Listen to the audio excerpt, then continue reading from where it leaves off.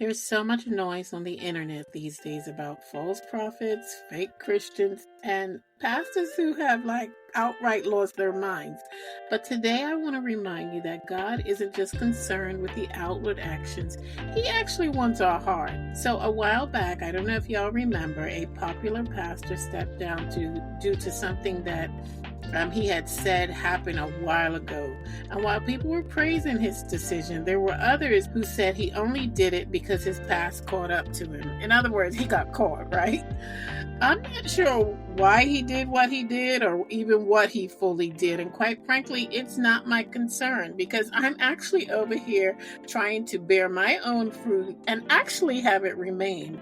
But I thought about him as I read Psalm 51, verse 6. It says, "Surely you desire integrity in the inner self, and you teach me wisdom deep within." Listen, this is David, okay? David, a man after God's own heart's prayer of repentance after sinning with Bathsheba. Y'all remember Bathsheba, right? In 2 Samuel 11. He's pleading for God's mercy, cleaning, and renewal in this psalm. Verse 6 reminds us that when we sin and repent, that true repentance is more than just confessing sin.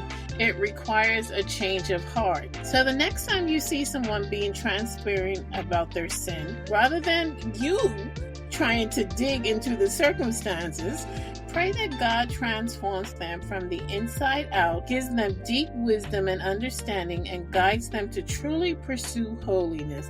I'll see you all tomorrow for another 1 minute on purpose.